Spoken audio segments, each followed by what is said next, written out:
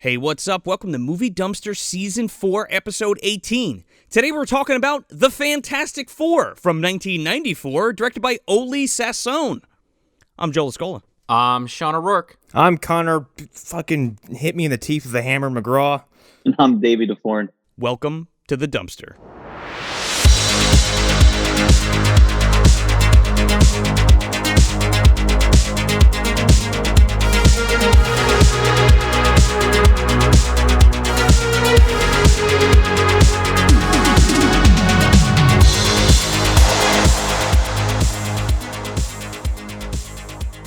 What was that thing that I think I was paraphrasing someone from our live stream? A hammer to the teeth was preferable. Oh. He was talking about, I think, one of the Return of the Living Dead sequels. Oh, Rave from the Grave or whatever the fuck it was? Yeah, to get this rolling, I know we introduced by saying that we watched the Roger Corman unreleased Fantastic Four movie today. Yes. But to double down on the intrigue, I guess, I tracked down, which is not a very hard search. It's on Dailymotion, the place where all unreleased things and, solicit videos, any kind of weird video you want to find goes to die. I watched the unaired pilot for the Justice League of America from 1997. It is an 80-minute made-for-TV movie that is, because my goal was to kind of compare them and be like, all right, which is the better of the two, unreleased redheaded stepchildren from both Marvel and DC here. Oh my God, this is an 80-minute cerebral bore. Okay, it is. I want to get into why the fuck a TV pilot is 80 minutes long. But before we do that, I want to welcome back, a very warm welcome, Davey the Scaredy Cat DeForne, back to the show. How the hell are you, man? Doing good, man. Doing good. Shows are back in action. So if anyone's going to be at Boston Comic-Con coming up next weekend, I will be there. Oh, yeah, dude. Folks might know who you are, and maybe some new listeners don't. Can you give the rundown for yourself a little bit, please? Well, most of the badges you see on the Movie Dumpsters podcast are designed by me. I do comic books and pet portraits for a living. And yeah, check out my Instagram, the Scaredy Cat, and you'll see all types of work that I do. So I just got done doing these 3 dogs as Storm from the 90s X-Men cartoon, Thor, classic Thor, and Obi-Wan Kenobi. So it was quite the team up. That is so much fun. So, what Dave will do is he'll take your pet, your most beloved child, your pet child, your fur baby, and he will turn them into your favorite comic book character and or fantasy character, but mostly comic book characters. I can personally vouch for his work because my roommate Ashley, who I've talked about in the show, her mom's dog passed away some months ago. And I think the first person I texted, after it happened, I was like, hey, Dave, I need a favor. So he drew their dog Pepper as Godspeed, one of the speedsters from DC, and I didn't get to take a picture of her because she wouldn't let me, as he requested, but she loved it, and one of the friends of the family who loved Pepper to death came in, saw it, and he started quietly sobbing. He was very moved. So your work is excellent. It really is. And that is hanging in their living room right now, by the way. It's awesome. Thank you, man. Thank you for letting me do that for them, because that's... Oh, yeah, no problem. It's the worst when you lose one. Yeah. Oh, 100%, dude. But yeah, Dave has done like he mentioned before, he's done so many of our art pieces for our event months. Jeez. He was right there from the beginning. Super Combat, Mortal Kombat, Your Sister's Ass, Dumpster, Double What the hell was it, Joe? Am I ever going to get it? Super Combat Fighter Double Dumpster Edition Turbo. Yeah, that art, all your art always kind of blows me away, but that one just was it's burned in my retina. Actually, it's on the studio closet right in front of me. I'm staring at it as I speak. The studio. Well, I said the studio closet. Let's not get too into this here. I don't need everyone to know all the secrets behind the curtain. Sean's studio's a closet. Mine's a collapsible little cloth divider that goes up and down. It's really high tech. Yeah. I'm also in the studio closet, quote unquote. I love how we're in the studio closet. Yeah. Booth. We have a giant studio, but we prefer to record in the closet. It just made sense. The acoustics are amazing. It's like Bender's apartment is a closet, but his actual closet is apartment. Exactly. Yes, precisely. Yeah, so okay. Before we get into Roger Corman's Fantastic Four. Let's hear a little bit about this fucking Justice League, man. I gotta, come on. He's been teasing us all day. We've been conversing back and forth about this thing. Hit it and quit it, baby. Yeah, I showed you guys like a minute of footage that looks like something that like it features something that like looks like came out of Command and Conquer from like 1996. Looks like the Brotherhood of Nod was talking. Basically, it was a supremely failed TV pilot for a sitcom-esque, like, roommate-style superhero show where The Flash, Guy Gardner, Green Lantern, the Atom, Fire and Ice, who I've never fucking heard of before, and the Martian Manhunter are on a team, and you'd think that would be the crux of the show. It's not. It's lots of Friends-esque drama, relationship stuff. Barry Allen is a weird Guido stereotype who has no job and no direction. You know, notable Barry Allen from the comics, who was a forensic scientist. Hey, does he go, hey, how you doing? Does he do that? Joe, every character we've ever done that sounds like they're from the East Coast as a joke is what he sounds like for real. He's like, yo, I'm Barry Allen, you know, and sometimes I just like to go bowling or something, but I don't know if I want to get a job or anything. I'm the fucking Flashes or whatever's. It is fucking terrible. I have two questions, Connor. Just what these characters look like specifically. A, does Guy Gardner have that horrible bowl cut? And B, what the hell does Martian Manhunter even look like? Martian Manhunter is a very portly, short man with what looks like very, very quick makeup. Poorly? So he's George Costanza. Yes, he's barely in it. He only shows up at the end because he's basically like, I'm Martian, so I don't go outside. Which is the show saying, this is on a budget, so we're not going to film this guy a whole lot. Sure. And Guy Gardner looks like any nondescript 90s, like, just white dude actor. Like, oh man, was he at least a damn ginger? No, but apparently... Oh, what the hell? Apparently he's terrible with women. What? Have they ever picked up a Guy Gardner comic in their life? Hold on, hang on. And every once in a while, the show will cut to sit-down interviews with the characters as themselves, like The Office, and they will talk about being a superhero to a completely unknown, unspecified, unnamed camera source. So this is like Monday Night Raw, you're telling me. I mean, like, now, I don't know what I'd prefer. I think I'd better take a pistol, to be honest. And, like, as I'm watching this, like, I kind of have to mention this now because of how prevalent it is. The CWDC shows are very, very popular, obviously, and I have railed on them a lot, but I also have given them a lot of praise. And after watching this, I'm like, wow, so many things about those shows can be immediately forgiven just by watching this piece of trash. Ugh. And it's 80 minutes. I didn't make it all the way through. The only person I saw I recognized was Miguel Ferrer. From, like, you know, Twin Peaks, oh shit, what's that? Tales from the Crypt. Oh, who the hell does he play? He is the weather wizard. Oh my god. He's the what? He's the weather wizard. He's the villain. Oh, he's probably amazing, though. I mean, he would be if you saw much of him, because he's introduced, and then he disappears for a while, and then shows up again, and then I skipped to the 70-minute mark of this fucking train wreck. And that is when the villain is revealed, and that is when any semblance of any kind of heroics happens. That's it. The only time the Atom shrinks is to save a cat and to fix a TV. The Flash is using his super speed to get into parties and clean dishes and eat. Why?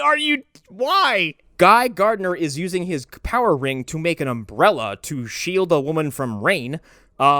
And this character, Ice, is apparently a shy person who tells stories to the camera how she kissed someone once and she froze their lips. There you go. That's the superhero show. Are they, like, superheroes yet? Or is it, like, superhero college? Like, what, you know, superhero first apartments? What is it? No, they're established superheroes at this point. Like, they are, like, this was supposed to be the Justice League for TV. Which is why I bring up the CW shows, because now on that pocket of shows, there is a Justice League for TV. And, like, give as much shit as you want to those shows. Yes, they get quite bad, but they are currently, I think, the most sincere effort on a TV level to get a cohesive DC universe for fans who love those comics. Yeah. And the movies are getting progressively better. I would concur. This, however, was from 1997. Oh my God. What is inside 2 to 3 years of 1997 as far as comic book movies go? You have Blade, X-Men, and there's a couple others I'm probably forgetting. Daredevil. Oh, Daredevil, yeah. Yes, which take it or leave it, whatever. But you can see that they're starting to take this stuff more seriously, and I feel like even you go back as far as the 90s, and the people who are making Marvel films, the people who are making DC adaptations, there's always been this weird gap as far as who's getting it faster and who is really fucking it up. Right. It's embarrassing, honestly. And after I sat down with it and just consumed it, here's the thing, just it's far worse than this fucking Fantastic Four movie. It's so much worse. It sounds worse than this. It's so much fucking worse because nothing happens. Not a goddamn thing happens. Well, you know what else? To your point? This was made literally so the fucking rights weren't lapsed, so they were bought by somebody else. That's the only reason this fucking movie was made, dude. Justice League does not have the same... I don't think it has the same fucking reason for being so shitty. No. In fact, I'm sure the motivations behind it were yeah, this is going to be the TV debut of the Justice League. Ah! No, you get it? It's like Friends and the Justice League. I mean, you can't miss. It's just the concept and the way it's filmed and the way it's edited and the pace is just unbearable. And I think for what it is compared to this thing I'm about to mention, it is far worse than the Star Wars Christmas special, and it should be shot into space, every single fucking copy of it. And I don't want to be that mean to anything like that, going forward, as I've said before, but it is, I'm sure even the people who made it were oh, God, that's terrible. My goodness. At least Star Wars Holiday Special is, charmingly bad, It's also on brand, and this is aggressively off-brand for everything in it. And also, it looks like shit.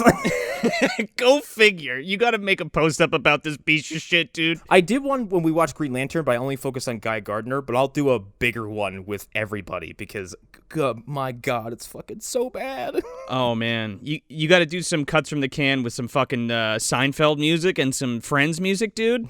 There you go. Yes, yeah. So here's the thing. The Weather Wizard is creating a hurricane, and he likes to use weather puns. But they saved the cat, you said, right? They did save the cat? It's raining cats and cats. I can't remember what he uses for the hurricane, but later on in the movie, I guess you call it, he's basically going to drop a big hailstorm on everyone, and he says... The perfect storm? No. He says, get ready for your big halo. Huh? Dude... Miguel Ferrer, no wonder he wears that fucking mask. Do you even see his face? Yes, later on when he's just slamming a fucking computer with his his fingers at some weather tower or whatever the fuck it is, and then oh, I'm sure he's hamming it up, dude. Yeah.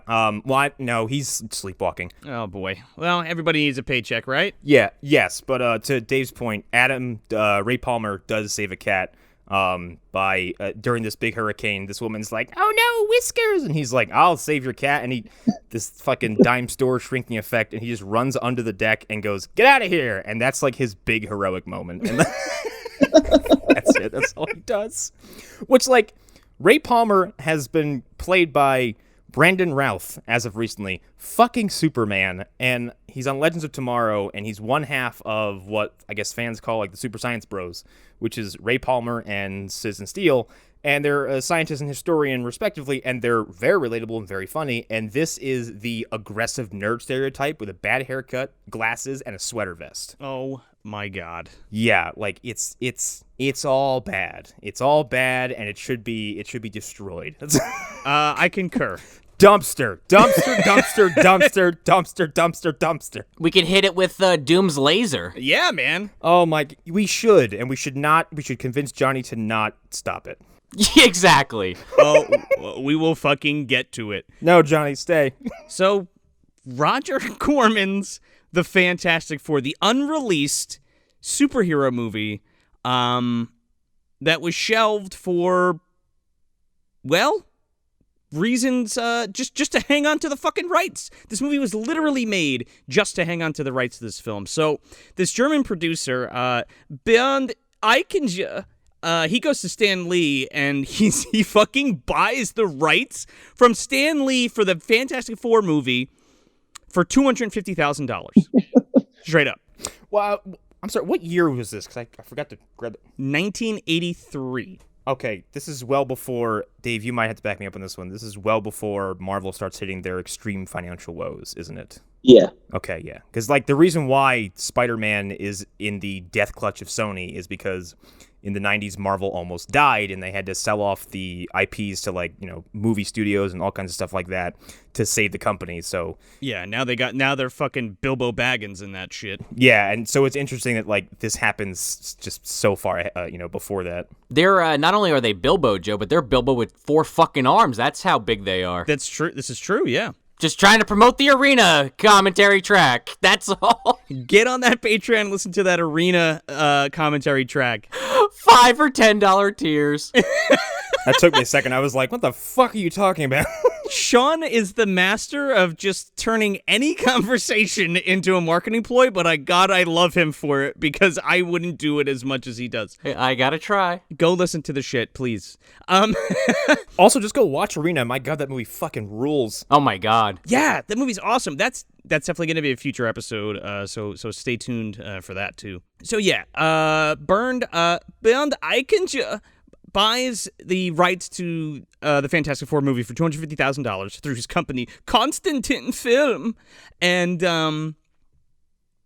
they bought it up like before Warner Brothers or Columbia wanted, because I don't think at that time there were any plans to do like Fantastic Four was something that was just like unfathomable to kind of do, right? You got Superman, we get Batman a couple years later, but nothing like, okay, we're gonna make this fucking Rock Man and this guy who stretches and this other guy who fucking lights on fire. You know what I mean?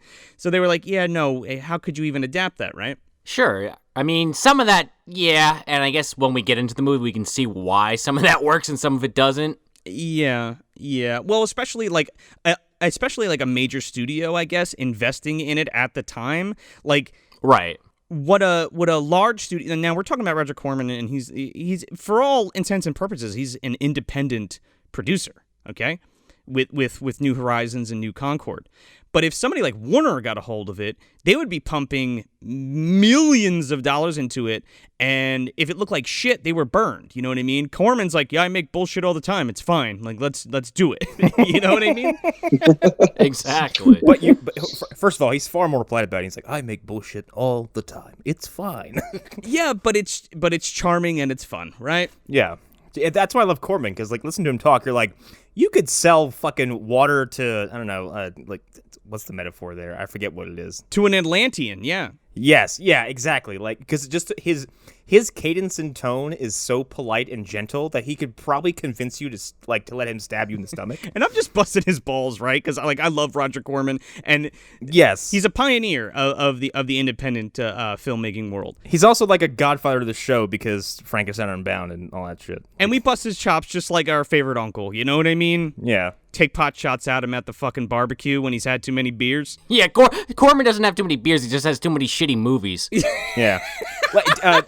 Dino De Laurentiis, I give legitimate shit to, because he sounds like a weird monster who doesn't understand what he's doing. Oh, Dino De Laurentiis is the grandpa who sent you $5 in a birthday card. Yeah, and he's the one that's like the only one at the party with his shirt off, and he's making it awkward. He's the father-in-law that comes over and he's like, oh, those Christmas lights aren't twinkling, Clark. He's the dad you have that if you're sweating to death and you crank the air down a little bit, he comes in your room and beats your ass. Like, oh yeah, don't touch that thermostat, man. Don't touch that thermostat. You're getting the wooden spoon across the fucking fingers there. Hey, time to die. You touched the thermostat. And then he puts a cigar out in your eye. So anyway, so he buys the rights in 83, burned, whatever. And they lapse every 10 years. So in 1992, the rights for the Fantastic Four movie are going to lapse, and from what I understand, nobody wants to touch it, right? But he also needs to have he can't just buy the rights again. He needs to make a movie in order to keep the rights. So he, instead of approaching, Columbia or Warner or some other bigwig organization, he approaches Roger Corman, and he basically says, like, look, I'm going to give you $1 million and you're going to make a Fantastic Four movie. And Roger Corman's like, of course I'm going to make a Fantastic Four movie. Give me the $1 million. And he does. Now, the problem with this is they never intended on releasing this film, which is super shitty for everybody involved, right? So it's this weird thing where, again, you have Superman and you have, Batman's come out in 89 already, even though this movie feels like it came out in, 1982. It sure does. Well, just to give you an idea, how prolific and stylish, like Batman 89 is, Oh, yeah. Just in terms of the superhero movie, This movie looks like it came out the exact same year as the Red Brown Captain America, where he's got the big dumb motorcycle helmet and Yes, I thought the same thing. And his super ability is to fake being sick and then steal somebody's car, which he does 4 times in that movie. It looks like it came out the same week. It doesn't exist in the same universe as 89 Punisher, right? Oh, hell no. No way. No, which is No, I'm saying the way it feels, right? Yeah, no, not at all. And it's weird because I think Punisher does a lot more with a lot less, because they don't lean on the comic book too hard at all. Well, they spent most of their budget on explosions and cocaine. Yeah. Yeah, but what I'm saying is there's no comic book iconography in that movie. He doesn't even have the skull logo. And in this, these are the fucking Fantastic Four. They make sure to say it at least 6 times. Yeah, once Susan makes those suits, it's all downhill from there. Yeah. I made these, and everyone's like, why? So everybody involved in the production was super into it. They were like, holy shit, we're making a Fantastic Four movie?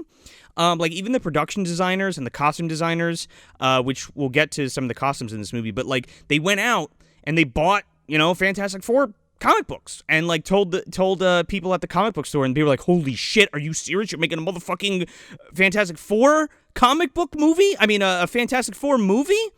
Are you going to be faithful to the comic? And they're like, well, yeah, that's why we're buying the comic books. And they were. So the shitty thing about this is, again, this movie was made for as cheap as it possibly could have been, to where they could fake it enough where they were like, hey, we made this movie for $1 million and we really tried hard, but ultimately was not released just because just to be proof that they made the film so that the rights wouldn't lapse.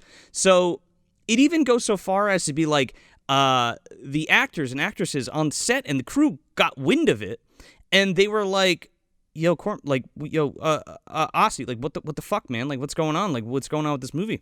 And he's like, oh, yeah, well, we were saying if it doesn't work out, if your distribution doesn't work out, we'll turn it into a TV series or whatever. So everybody was getting smoke blown up their ass while they were making this film.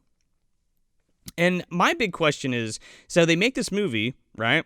And they keep the rights, but they never release it. How is that legal to make a movie that you don't release to keep the rights, but you're not actually, did they just go to, who's ever's in charge of, the law of the, I guess, I don't know, did they go to court and they, screened it in court and they're like, look, we made it, so now we get to keep it? They made everyone sit through it. Yeah.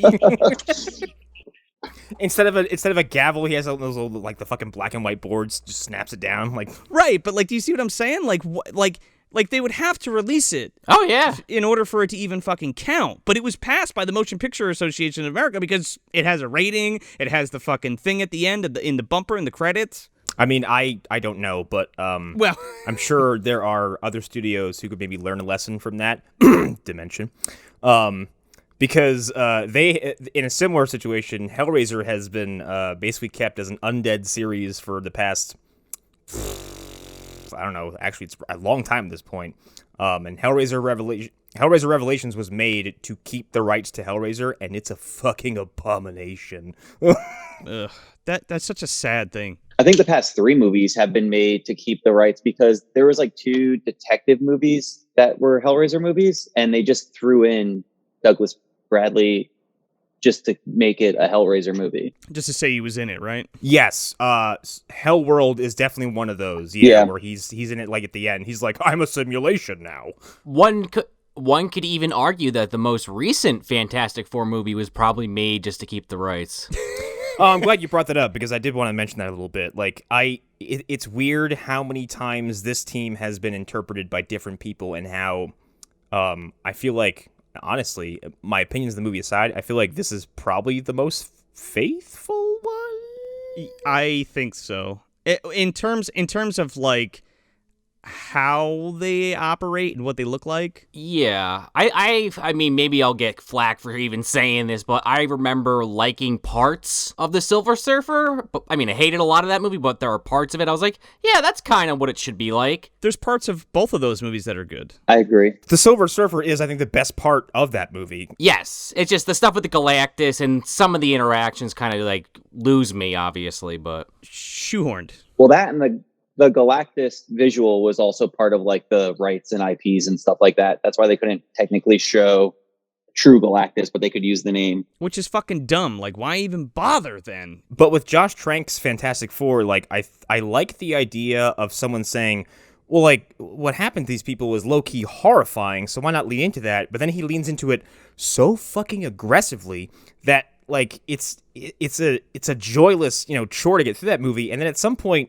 C-3PO Rave Doom shows up and he's blowing people's heads up. I'm like, this is a Fantastic Four movie. Like, okay, some fucking scanners ass shit. The first half of that movie is good. I was invested in it, and then I was like, what are you doing? Like, the idea of, like, the Thing being in constant pain, or Reed not being able to keep his body, like, in one cohesive structure, or Johnny being in agony because his body keeps bursting into flames is an interesting idea. But maybe people may not want to see that. It's this funny thing where it's like all grimdark and shit, and then like at the end of the movie, he's like, Grimdark? yeah, Ben Grimdark? Ben Grimdark. At the end of the movie, it's like it all of a sudden becomes like this lighthearted thing where they're like, yeah, well, I guess we're some kind of Fantastic Four. What are we, some kind of Fantastic Four squad? And it was just like, Jesus Christ, like, end me. Must be clobbering time, TM. Oh, must be clobbering time. For real this time. I don't know. It's like that thing again. What the fuck do I really know? But I just like, I would love to see them in the MCU. Just like, we don't need another origin movie. Like, do like they did with Spider-Man. They're already the Fantastic Four. We've already got past the part where Ben's upset that he's the fucking Rock Man, so I don't have to see that again. Yeah. He's walking around in the goddamn trench coat, fucking stalking somebody, and then shit pops off. Yeah, hanging out with the fucking Ninja Turtles, dude. He's Raphaeling it up. That's what I want to see. Andrea from Walking Dead is like, I love you, Ben. Come back. Oh my God, you're terrifying. I'm leaving the movie now. Right. Maybe he really likes In-N-Out Burger or something. Who knows? I think the problem with adapting the Fantastic Four is that they have always felt very much the product of the 60s. Like, they're this weird nuclear family where, like, yes, Reed and Sue and Johnny and Ben all live together. It's like, what do you mean you all live together? Well, it's Silver Age through and through, and and they're Marvel's first family, dude. I mean, yeah, and then Reed is like I think if you mention his name, a lot of people who grew up around that are going to picture this middle-aged man smoking a pipe who is like, Sue, get in the kitchen, blah. Like, you're 20 years younger than I am. Come here, you. Yeah. I get that, but and again, I was talking about this with you guys a little bit before we started recording, but like, it's kind of even hard for me to explain, but like, the Fantastic Four aren't even in like my top 10 superheroes if I had to like even sit there and write it out, but there's something about them that I like a lot, and I've read, I mean, I haven't read a ton of their comics, but I've read, a couple dozen, and their dynamic is just so good, and it's like, yeah, you're poking fun a little bit about that, Connor, with them being a family unit, and it's like, not so much in recent years as far as I know. They don't just hang out at home all the time, like it's a 50s sitcom, but... Yeah. No, but I think that when the adaptation process begins, there are people in places of power and authority and who make decisions and have all the money who are like the Fantastic Four, that old-timey whatever the fuck, because like, it's just, they have, these people don't keep up with, changes to the source material. So, and the other thing I was going to say, I'm sure we're going to arrive at this point too, the Fantastic Four are not superheroes. They are problem solvers, scientists, explorers. They're not going to suit up and jump into a fight like the X-Men are. Not in the same way. I agree, yeah. Depends on the caliber of what they're facing. Yeah, and like I think their weapons are like I think Ben is like, okay, our brains have failed. Please go smash things. Clobberin Time. Yeah, and like Johnny's kind of versatile because he can be an Avenger, he can be in the X-Men, he can be, on the Fantastic Four. He's very versatile, but like He could just be in Spider-Man comics forever, just because they're... Exactly. I always like that dynamic because I've read a lot of Spider-Man, and he's in a lot of the... I mean, I'm sure he still is to this day, but he was in a lot of those early comics, and they're always bickering and shit. Yeah, but it makes for good comic for sure. Yeah, but like the Fantastic Four to me were never oh my god, send in the Fantastic Four. Like no, you have them on the sides because they're problem solvers and they're great assets to a bigger problem. There's a big petition on the internet for Jim Halpert to be the next Reed Richards. I could see it. So from The Office? yeah, whatever that guy's name is. Krasinski. Yeah. I would love to see them in the MCU because it's like the Baxter Building is so iconic. I know like kind of the Stark Tower is kind of overtaken its place. Well, it's funny you mentioned that, Sean, because I forget which film it is, but they totally sell it to somebody. It's Far From Home. Is it Far From Home? Yeah. It's Far From Home. They sell it to... So during the ending where MJ and Peter are doing their swing, they swing by the base of Stark Tower, and below it says something new is coming. It says 1, 2, 3, and the 4 is obscured. Dun, dun, dun, dun. Yeah. No, I think you think the music is dun dun dun dun dun dun dun dun dun dun dun dun dun dun. Oh, the Jurassic Park theme? Yeah. You mean dangerously close to the somber Jurassic Park theme? I was having flashbacks to Mosquito when we kept hearing the goddamn Hook theme during this film. Like, John Williams, come on. He must have been like, what are you doing? Yeah. You want us to start talking about this? I know we're kind of going off on a side tangent about the group as a whole because they're kind of interesting to talk about. It just in general, like the Fantastic Four comic and stuff, and like that arc, that series, like that this team, right? Not necessarily, or this family, whatever you want to address them as, was the reason that like Stan Lee kept making comic books, right? And within this series, like they introduce all of these ideas that run deep throughout like all of like the Marvel lore and stuff, and that have involved so many other characters like Black Panther and the Inhumans and shit like that. Adam Warlock and and Galactus and all that shit. The Kree, the Skrull, like all of that stuff was born out of Fantastic Four. Where were they actually in Miss Marvel? Or Miss Marvel? Yeah, Captain Marvel. Captain Marvel. Officially, they were in Miss Marvel. Technically, they were supposed to be in Avengers, but they didn't obtain the rights to the word Skrull yet, so they created the Chitauri or whatever they called them. Oh, that's right.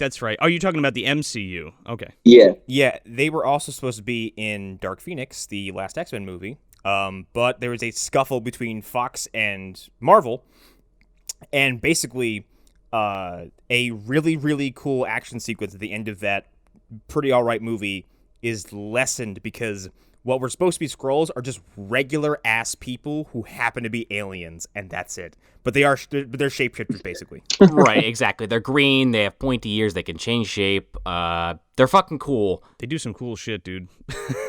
They are like some of the main villains, or at least the ones that I associate with the Fantastic Four. Galactus, Silver Surfer, the Super Skrull. Yeah. Mole People, which I think is funny because Doom's motivation in this movie is to basically become Super Skrull. Yeah, it's straight up. Well, and Doom is one of those characters. I think Doom and Reed Richards specifically, and I guess you could argue Johnny a little bit, have kind of like, they're bigger than the Fantastic Four, I would argue, especially like because Reed in the comics is always like one of those top minds building shit with, like Iron Man and Bruce Banner and Spider-Man and Hank Pym. He's always like at the top of the food chain in that department. And then, like I was saying earlier, Johnny Storm was always going off doing shit with Spider-Man and the X-Men. Who was originally a fucking android, P.S. Yes, he was. And there's a nod to that in Iron Man 2. Doom and Reed are very much Holmes and Moriarty. Doom is, and going off of the idea that, like, there's a lot of concepts and ideas in Fantastic Four that have grown larger than them, have become very prolific. Doom became the god of the multiverse for a while during the I think the new Secret Wars. That was a couple years ago. Like, it was It's tied to Mark Hickman's Avengers run, where the death of the multiverse happened, the Ultimate Universe was destroyed, several parallel Earths were destroyed, and Doom somehow finds a way to rise above all of that and has his own little planet called Battleworld, and like all of the Marvel continuity exists in this one fucking ridiculous, chaotic planet where like Civil War is this portion and fucking Secret Wars is over here, and then there's World War Hulk over here. There's a zombie section. There's an Age of Ultron country. Like, it's insane. I fucking love that run. That's fucking crazy. But yeah, Doom becomes a god. And has like a cabal of other characters like Stephen Strange, Sue Storm, and like other people who are basically his right and left hands. Oh my god, dude. Yeah. Yeah, he's a fucking bat. I love Dr. Doom so much. He's that conniving, backstabbing, fucking lying piece of shit. He's also the leader of his own country. He has swagger. Like he's like Latveria, excuse me. Yeah, he's like, I understand that I am the fucking coolest dude in this room and no one's gonna tell me otherwise. I love the concept. Like, when Kirby and Lee were, like, working on him, they were like, Stan Lee's like, I got to name Dr. Doom. And, Kirby was like, okay, well, guess what? Here's this fucking, introspective of this character where it's like, he's very, like, he's like a perfectionist. And the idea of him, like, wearing the suit and shit was supposed to be, like, covering up his imperfections, because he was in this accident or whatever, but he only, like, when Kirby drew him with his mask off, he just had, like, this one little scar on his face. And, like, the reason that he's a fucking maniac is because he's imperfect and everybody to him looks perfect. So that's why he wants to fucking make everybody miserable like him. That's his whole fucking angle. Yeah, he's a fantastic megalomaniac. Yeah, pretty much. And he could shoot lasers out of his hands. Yeah, okay, so that pisses me off because not yet have they mixed Dr. Doom's, like, arcane and technology shit together. I mean, he does a little bit of that at the end, I want to say, of the first one with Jessica Alba. He has, like, lightning and shit. Yeah, but isn't that, like, from the suit? It's not necessarily, like, magic. Yeah, I don't remember. And, like, his whole, like, how he gets all fucked up is because he makes, like, some kind of device to, like, contact, because, like, Mephisto killed his mom or some shit, so he tries to, like, make this device that, like a resonator that lets him connect with the fucking underworld, like the afterlife. And it, like, explodes in his fucking dorm room. If I recall, he's also fucked with Mephisto just for fun, because that's what he does. Yeah. He's just so fucking cool, man. I stole the devil's lunch money. Yeah, that's something he would do. Because it was a Wednesday and I was bored. Yeah, he is kind of like the M. Bison of the fucking MCU. It was Tuesday. It's funny because M. Bison's a lot like Dr. Doom in that movie. He is. Yeah. He also monologues like a motherfucker, the two of them. Well, yeah. I don't think Raul Julia got overtaken by squirrels at any point, though. No. No, that's very true. We should bring that up. Dr. Doom has been undone by Squirrel Girl. I've been waiting for you to say it the whole time. I was like, where's Connor with the Squirrel Girl thing? Fuck Squirrel Girl. Well, there's two notorious Doom memes out there. One is it's Doom swatting away squirrels, and he's like, confound these rodents. Everyone I swat away, another one vexes me. And then there's the other one where it's like, I can't remember the context of this, but Namor is like, no, Doom, don't. And he's like, fool, Doom does as he pleases. And he just toots a horn. It's the fucking best. I have no idea what the context is. If I'm remembering correctly, there's a part in, like, the original 70s Infinity Gauntlet arc where or it's like right after Infinity Gauntlet and it's bleeding over into Infinity War. And it's like Dr. Doom and Kang, like, arguing how they're going to steal the gauntlet from Thanos. It's the funniest shit. I got to dig it out. And I'm sure it's lots of, like, just verbose nonsense. Just like, fool, Doom will take the gauntlet, blah, blah, blah. Doom's basically like, yeah, of course, sure, you could do that. And then there's like an inner bubble where it's like, and then I'll fucking rip your head off and, or whatever. And then I'll take, yeah, exactly. But anyway, so yeah, that's been Comic Book Hour with Movie Dumpster. No.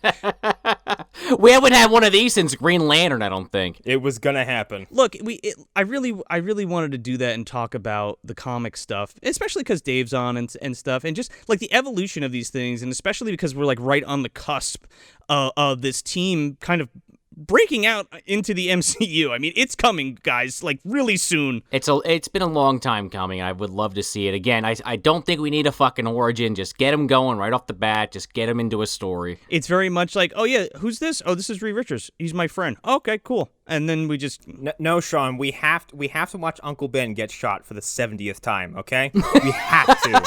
Give it, do it in flashbacks. Do something like, think of a better way to go about it. I don't know what the answer is, but it's not another Thing origin story. Just like we have to watch the Waynes get shot to death every 2 years. I was just thinking about Uncle Ben wearing a pearl necklace. Now that would be some funny shit to be like a multiverse thing. Ben, why did you say that name? It's my name. He falls down, he's like, Martha, and Peter's like, May? I'm not gonna lie, I would be down to see Martin Sheen get killed again, though, in No Way Home. Oh, dude, yeah. But you know how they kill him? They don't shoot him. They drop him off a building like from The Departed. Oh. Uncle Benny fucking comes out. The blood splatter hits Peter in the face. Dave, I just want to touch on that real fast. I think that is the most, like, unintentionally hilarious depiction of Uncle Ben's death, because he sees a man with a gun, he's like, I'll box your ears, kid, and they just get shot. Like, Yep. Fuck you. I don't want to talk about Spidey too much, because we're probably going to talk about that at some point, but like, goddamn, that looks so good. I'm so excited for all the ideas that I see cooking up in that fucking thing.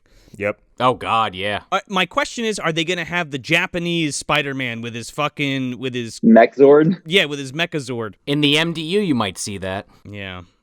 He's bummed. He didn't get called for the Marvel shoots, yeah. He shows up to the MDU. He's like, oh, I think I got my wires crossed. Doctor Strange fucking thrusted him into the MDU. Yeah, that's where he resides now. So Roger Corman's Fantastic Four. What can I say? I guess, or where do you guys want to start, rather? Because, like, it's just I'm going to say it's another origin story, but it's the origin story. It's the first one. I kind of want to at least talk about a little bit this opening segment that kind of leads us into the rest of the movie, because yeah, some of this I like, and some of it I'm just like, okay, like I get what they're going for, but maybe the casting needed a little bit more work. Some of the character dynamics are problematic with a capital fucking P.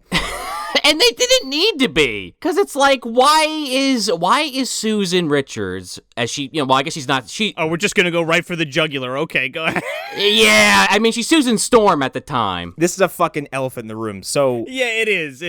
This movie establishes the four characters, with Reed and Ben being basically grown-ass men. College students. With Victor, which is part of the I guess the original story or whatever. So Johnny and Susan are children. Yeah, way younger than they should be. They are fucking children. And at some point, Reed is like, hey, good things are happening. And he kisses Sue on the cheek. And she goes, he's dreamy. Played by the way, by the woman that played fucking Amanda in the Addams Family movies, that bitch that's trying to sell Girl Scout cookies. Oh, shit. Yeah, Mercedes McCabe or whatever her fucking name is. But yeah, also, and then, so that is a very creepy way to establish their relationship, because I was looking it up, and in the original comic, it kind of does open similarly, how they do meet at a boarding school, but she's like 17, so it's like when they meet again later, it's not as weird. But this is like, 14, and he's like in his early 20s, and then they like skip ahead 10 years after something happens, and then it's like, oh, well, now, sure, who gives a shit? It's just weird that opening scene was there. Well, it's weird that she then waited around, I guess, for him to just rematerialize, and she's like, hello, lover boy, and it's like, dude, he's like pushing 40. Yeah. That is some serial killer shit, man. Like, you know, she's obsessive compulsive. Just real quick before we get up, because I want to keep going on that, but like the amount of just like hand waving sciencey bullshit in this, it's like worse than Jurassic Park. Oh my goodness, dude! It's just like, Colossus, the big energy thing, and we built this fucking dark crystal observatory fucking great conjunction thing, yada yada, science. Faster than light. Yeah, a faceless meatloaf is just floating in space, and it's just filled with energy. Yeah. Colobos. Oh, there you go, yeah. He would do anything for light speed. Like, they are treating this like energy or whatever the fuck it is, Colossus, Colobos, whatever the hell it's called. Like, oh, it's a living, breathing thing. We're gonna capture it and harness its energy. Oh, okay. Well, before he says its name, I'm like, is he gonna say Galactus? And then he's just like, Colossus. Right. It's like a nebula or something, isn't it? It's just some kind of spatial, phenomenon, I guess. It's some fucking swamp gas that reflected off of Venus, dude. That's what it is. Oh, yeah. So yeah, Reed and fucking Ben are just friends. Yeah, and they go to the halfway house or whatever the fuck it is, the boarding school house, and Sue and Johnny are there, and like that is so. I just don't buy it, and it's like really disturbing that like, because even Reed is like making eyes at the little girl. You know what I mean? It would be like if Uncle Joey, like when Stephanie got a little older, was like, hey, we're not actually related, so you want to go out? That's a perfect way to put it. It's like marrying your student. It's fucking weird. Yeah, and it's also like, why the fuck are they hanging out with these kids? Where's the connection? Played a little Nintendo. I think it says they live in that boarding house. Like, I think them Hindendus, man, for Meteor Man. Yeah. Well, I think it's their aunt is actually the woman that's watching them, that they Aunt May. Yep, Aunt May's in there. She's watching the kids. Yeah, exactly. She's putting their suits in their suitcases for them. So wait, so they're related to her? Oh my god, I don't know. But it's a dynamic that's so creepy. It's a weird relationship angle because the more you explore it, the weirder it gets. And they don't even talk about it. Like, it's just hand-waved. Like, yep, science, weird relationship, 10 years later. Here we go. Oh, and Victor got fucking electrocuted by the thing. My guess, and again, I didn't do heavy research on this, and I can't remember every little detail about their origin, but I'm going to say probably they're implying that, like, Reed and Ben probably grew up there, and so they visit occasionally, and they get to know, Johnny and Sue, and then, shit happens later down the road. Yeah, she's got daddy issues. Right, but they're friendly with Susan and Johnny's aunt, who runs the boarding house. I was gonna say he seemed more like a Big Brother program. Yeah, which makes it even weirder that he takes advantage of Sue. But yeah, like, is that count as grooming? Is he grooming her? Oh yeah. Dave, I hate it even more now. Ugh. Reed Richards, you fucking pedo. It's just, and like, they're a good couple, like, when you get down to brass tacks and in the comics, but it's just so fucking weird. Not in this. I was gonna say back on the Psycho comment about Sue, if you've read the comics, everyone knows that she's a giant C because she's constantly bitching and moaning that Reed doesn't spend enough time with her. Oh, that's it, right? He's like just trying to keep the world from collapsing on itself. But yeah, let me go have dinner with you. Oh, she's a Lawnmower Man wife. You didn't take me to the city. Oh yeah. Reed didn't fucking take her to dinner, dude. I'm gonna go get brainwashed and shot by security. They do eventually have kids together. I know later on in the comics, I think it's like Franklin and I forget the daughter's name, Valerie maybe. Oh man, they give birth to some fucking whiz kids. Like they're integral to the plot of Hickman's Avengers run because after the whole multiverse thing, Scarlet Witch and Quicksilver, right? Oh God, no. No, I'm kidding. I'm joking. It's weird you brought them up and how creepy this is because in the Ultimate Universe they are they're twin cesting. Yeah, I don't need that. No thanks. According to a quick Google search, it's Franklin Richards is their son, and then the twin sister is, I didn't even know this, but it's Valeria Megan Von Doom. She considers herself a Von Doom now. So I don't know, maybe somebody from the Phantom Zone, Connor, can maybe help me out with the through line on that. But that's kind of interesting. On my Hickman's run, she disowns herself because she's not being appreciated enough. And Doom swoops in and he's like, oh, I'll take your giant brain on my side. Yes, I think it's the same Avengers run, right? Because I have the big run on my shelf over there. It's $5. It's right before the Freedom Foundation starts. Right. Now that you mention that specifically, I feel like I actually read that comic. Isn't Valeria the name of like Doom's like love that he left in Latveria to come to America? That I'm unsure of. I think so. Which is even fucking weirder because it's like, why would Reed and Sue name their kid that? Well, she might have picked up an entirely new identity. I blame Jack Kirby. Anyway, it's like a little nod. Yeah, Victor and Reed go to do... Okay, I have to address this other character in this movie because there's a bunch of weird side characters. One is just... Here's the thing. One of them is straight up, don't argue with me, he's just Hermerkel from fucking Congo. It's Tim Curry, okay? He's just this weird, like, hello, I am here to do nefarious things outside of the plot. Yeah, he's one of Doom's fucking Latveria mooks. Yeah, stop eating my sesame cake. He's a fucking Latverian Iggy and Spike, dude. That's what they are. Yes. And there's these fucking, like, Oliver Twist fucking, like all of like these like this gang of Artful Dodgers and shit, like, or Fagin. You know who this is, right? This is an MDU icon. He was on the show a little earlier this year. This is Ludban. Ludban's in charge of this group. He's a fucking jeweler, and there's this whole subplot about swapping out a big diamond that's supposed to power their ship. I took that as a nod to the mole people. Yeah, oh yeah. Yeah, I thought he was one of the mole people, and it's like, well, why? That's what I thought it was too. But why make him the jeweler? Why not just make him the mole? Budget. Yeah, exactly.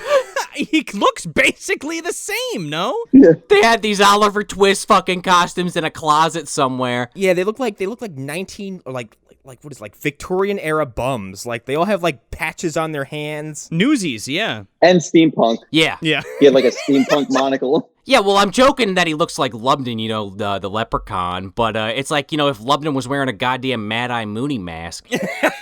It's, yeah. Basically, yeah. You know they're hanging out together. They're fucking playing poker at the table too, man. Oh, yeah. But yeah, you have like, it's like a A and B plot. Like, the A plot is the Fantastic Four and Doom, and the B plot is the jeweler and his gang of, like, Lollipop Guild people. And, like, they've got this, and, like, at some points the plots will intersect, but, like, when you jump from one to the other, you're like, what the fuck is happening? Yeah, it's two movies. And, like, the main tie is Ben Grimm's squeeze that's not really even his girlfriend. Okay, we didn't cover the other part of the creepy relationship dynamics, because on the way to this whole experiment with Victor Von Doom, who, by the way, they just call Victor. They don't ever have a last name for him. He's just Victor. Well, hang on one second. In the beginning, they have a weird experiment where they go into their fucking explorer's shed, and River Phoenix is there, and everything explodes, and Victor gets saved by Ben, but he dies, but he's taken away by Iggy and Spike to become king of Latveria.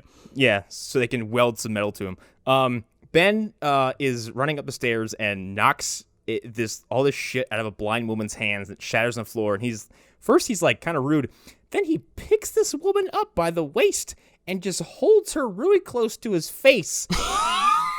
like it's a child. And he's like, everything's gonna be okay, ma'am. And then she touches his face, and she's like, I've never met you, but I'm madly in love with you. She immediately tidal waves, dude, right in her drawers. She fucking feels Ben's face. She's like, he's so handsome. Yeah. She starts dropping some One Piece lines. She's like, Iso, Fujitora. She's like, oh, I blinded myself because the world was horrible, and now that I've met you, I regret blinding myself. Now, she doesn't do that, but that would have been pretty cool.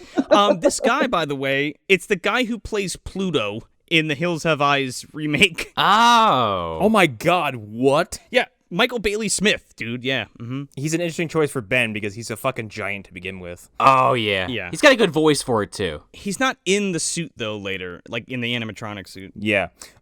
In the Josh Trank Fantastic Four, they got Jamie Bell, who is a really good, like, kind of young-looking English actor, to come in and do fuck all because they immediately, you know, they have the accent in the beginning, and then, like, he's just buried by that CGI monstrosity the entire time. Yeah. It's weird. And I vastly prefer any prosthetic or, you know, or practical versions of Ben, because it's just like, even this one, the tangibility of it is the thing that matters the most. Like, if you can see it and you can touch it and it has... Yeah. I will say he looks like the character for the most part when he does get turned into him. I mean, there's a little bit of that cheesy B-movie quality to it, of course, but Oh, he's got some Yoda eyes going on where just the face is all fucking malfunctioning sometimes. Yeah. I think for the budget, and again, we're talking, this movie was made for quote-unquote $1 million. I'm sure Charlie pocketed a little bit of it. Roger? Yeah, or whoever the fuck it was, one of them. Charlie, Roger, they're both con men at the end of the day. Charlie's doing something else. Charlie's making Puppet Master 3, I think, or 2 at this point. Yeah. Roger pocketed some money, I think, but I don't know. I still think the Michael Chiklis one's a little better, but again, you got 15 years of technology advancing between them. Well, and then honestly, I think that's a testament to like how this movie handles the effects and the budget, because in a 15-year window, you have 2 versions of the thing that, for the time they're made, I think they both look fucking fantastic. No pun intended. To Fantastic Four, yeah. They look like Fantastic Four. I think the things, like I said, the tangibility and the fact that you can see it and you can touch it and you're like, that has a texture, I imagine, that, I can feel, really helps make that character look alive. Also, this movie, I think the people who are making it adored the Thing because he easily has all the best scenes in the movie. Oh, yeah. Yeah, but he was probably also the thing like, hey, we spent a lot of money on this, so let's fucking get him in front of the camera, okay? Let's get him in front of the camera, have him just punch things and punch things more and punch more things. Clobberin Time. Yeah. He looks fucking great, and like, we were talking before the show, and I was like, I love this film, and you guys were like, you're fucking crazy, and it's like, well, it's not a very good superhero movie. It's not a good Fantastic Four movie, but it's a fun-ass B movie is what it is. Yeah. And to see the Thing like in full practical regalia in the suit for this first time with this animatronic face is just so fucking cool to me. And again, like we can get to it, but like Dr. Doom looks amazing too. Dr. Doom looks amazing, but the guy, okay, first of all, he sounds like, you ever heard the Star Wars footage where it's, what's that actor's name who's playing Vader? It's just his voice, and he's like, search the ship, blah, blah, blah, blah, blah. And he has he sounds like that, except in this case, the fucking, the helmet is obscuring his voice, so he's like, David Prowse. There we go. Yeah, and like he's monologuing and he's doing all these these exuberant body motions, and he's posing and he's clicking his fingers and he's Dr. Doom is like fucking Ganondorf in this movie. He's hanging out in his throne room with the flames and the fucking torches, just talking to himself, laughing maniacally. he's fucking evil and he loves it. He's Palpatine the whole time, but like I said, I love it so much. He's muffled the whole time, so he's got this. I mean, Bane from Dark Knight Rises is easier to understand sometimes, and Tom Hardy is talking bibble-babble nonsense in the movie. Well, the thing is, they didn't re-record him, right? Yeah. Well, we're never gonna release it, so whatever. Exactly. So, yeah, why would you? Who cares? One of my favorite scenes is when, because like the Fantastic Four like needs a fucking diamond or whatever to go into space, because Reed Richards is like, hey, I built this spaceship. You want to fly it, Ben? Okay, you said you would that one time when I asked you if I built one, so you're doing it. By the way, let's go pick up Johnny and Sue because reasons, I don't know, science stuff or something. Because a long time ago she said I look dreamer, so I want to see if I can I want to follow up on that. It's like, let's go pick up John and Sue because now she's legal. Oh, yeah, man. She sure is. Yeah. She walks down the fucking steps. They even got a goddamn light shining on her like she's an angel. Dude, if he had his powers already, his fucking dick would be out 16 feet. That's what he would have grabbed her with. It would have like sprung out like, it like wrapped around her and pulled her towards him. Yeah, wrapped around her. Oh, God, I hate it. Oh, man, she's stacked, too. She's come down the stairs. She's like, I'm 18 today. Johnny, meanwhile, the entire movie, like, I don't know if this is the actor or he thought this is how the character should have acted. Seems like he's on a cocaine high the entire time. Well, no, he's waiting till he can sing Private Life in his apartment setting because he looks like fucking Danny Elfman. Do you know who this is? No. No idea. This is actor Jay Underwood. He is Bug from Uncle Buck. Bug? Nat? Is there a similarity here? Oh my God! Wow. Yeah, man. When they hit him with they tie him up and he throws him in his fucking trunk. Yeah, I remember. He fucking hits golf balls at him. Yeah, his performance could be best described as like an ADHD kid. He's just, this is my flaming hand. He is. if I had to pick on anybody, he is probably the weak link out of the main four. The Fantastic Four. Yeah, he is the limp-tastic four. Oh, no. Of the four. Because I feel like the guy that plays Reed Richards is really good, and Sue is, she's pretty good. They're fine. And Ben's really good. I mean, Ben and Reed are probably the best too. Well, Johnny's supposed to be like a young kid who's like, let's do stuff. I like fast cars, fast women, fast food. You sure? Weird fire. Flaming on and flaming off. But here's the flip, dude. Reed Richards likes little girls. As we find out, he's got that black book with a bunch of names in it. Oh, Jesus Christ. Reed likes little girls. Nobody wants to go on Reed Richards' private jet. Let's put it that way. Don't go on Reed Richards' computer. But yeah, this is like 10 years later, like we were saying, and then they're ready to do this experiment again with this fucking diamond. But Mad Eye Lubden fucking steals the diamond and switches it out for a fake for this like aggro crag looking fucking thing.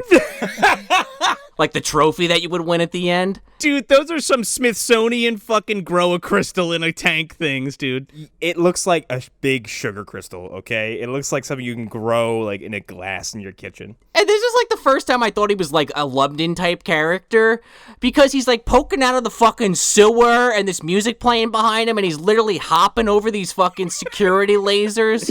I love how Doom has an eye on everybody, and he's watching this fucking troll steal this fucking diamond, and he's like, oh, look at this fucking guy. He's like, oh, he's doing the work for me. I don't even have to blow up the spaceship now. This is great. It's completely unrelated to the conflict between him and Reed and the family, and he's like, well, fucking no sweat off my fucking back. Let this mutant steal that thing. He's like, oh, that worked out perfectly. I'll go see you later, little man. Hold on, I'll do it. Now you'll die in space. And they get out there, they fly this fucking shuttle, and they're up there, and they're like just kind of like looking at the sights. They're checking the Earth out, and Reed's like, Dude. "Oh shit, this thing's about to hit us any second. We gotta start this experiment." This thing comes. He's like, they're psyched. They're like, oh yeah, here comes the thing. All right, fire up the crystal, and then like the thing starts overloading and turning red. And he's like, it's a fake, and then it just explodes. Before that even happens, the thing that crushed me, because I watched it twice today, was that he's like, all right, turning right. Like they put on a fucking blinker in space. George Jetson comes by. The CGI it's bad, but it's really fucking bad at the end. But for the most part, it's not the worst thing we've seen. It's some Joby bullshit by the end, but yeah, it's Lawnmower Man. The ending reminded me of I was just about to say Lawnmower Man. That's what it reminded me of. Yeah. But this shuttle launch is not that bad, honestly. It didn't look too bad to me. No, also, Joe, you delivered that it's fake with far more of a punch than he does. In the movie, he's like, fuck, it's fake. Like, it's fake. It's fake. Oh, no, we got to get out of here. And then they get hit. And they're hit with, like, this solar fucking ray. It's like, the light of God is coming down on them. And then their plane crashes. They just assume it's America. I don't know why. Their plane. Whatever. They're Fantastic Jet or whatever the fuck. They're Fantastic Jet. Dude, they're in space 1 second, it explodes, and then all of a sudden they wake up and they're on the ground like, hey, what happened? Jeez. Okay, hold on. This is where my brain broke, because this is just how I operate. So as soon as it pans down to, like, the wreckage and they're all getting up and wandering around, I'm like, Reed is one thing. Ben, maybe another thing. Fire powers will not stop your body from being blown apart while you're re-entering the atmosphere. No. Well, Sue has the shield, but yeah. And then subsequently crashing into the earth, like Johnny would be in 70 pieces all over that fucking field. Well, I love how Reed keeps bringing that up. Like, yeah, okay, we just dropped from orbit, and we don't even have any pain. He's like, oh, I think I'm in shock, but this still doesn't make any sense. Reed, you should be so dead. I love the way all of the, we talked a bit about Ben's, being the thing and like how it's a whole prosthetic suit with like an animatronic like face, like Ninja Turtles.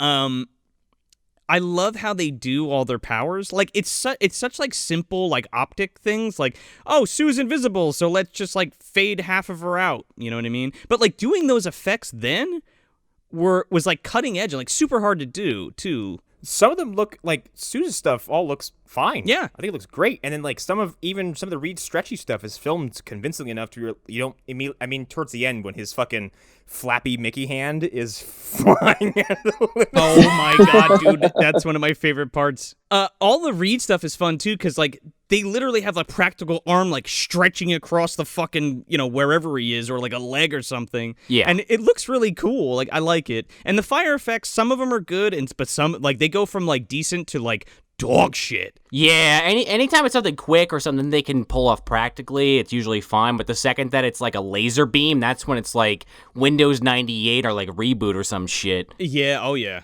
I think they land in Latveria because they get picked up by these fucking guys.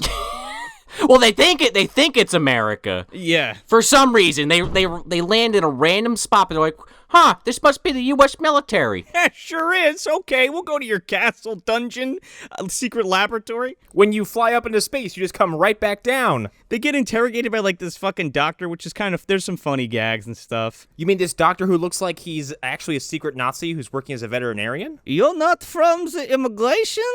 I do not carry sedatives. Oh, dude, he's Victor Von Doom's right-hand man. Tranquilizers I do have. I'm from Latveria. Yeah. Well, this is where you kind of get more info on their powers, because they have this whole gag where he's trying to draw their blood and he can't do it. Oh, yeah, and he can't do it, yeah. But the whole end game here is like Dr. Doom, like it's his doctor, like, excuse me, Victor Von Doom's doctor. Dr. Doom's doctor. Examine the Fantastic Four. Yeah, the Dr. Doom's doctor. And he comes back, he's like, so what, I almost did a fucking Bane. But he's like, so he's basically just like, yeah, so what are their powers? What can you do? What can I get them? And he's like, yeah, I guess you could take them out of them. Let's take them out of them and put them inside me. Super Scroll TM. Why, sir? I don't know. I don't have any real motivations. Is it possible? Well, I think so. Great. Let's make a weapon that does it. Let's do it. That's where like the arcane technology thing comes in, but they don't even talk about it. They're just like, yep, here's a fucking laser thing that, okay.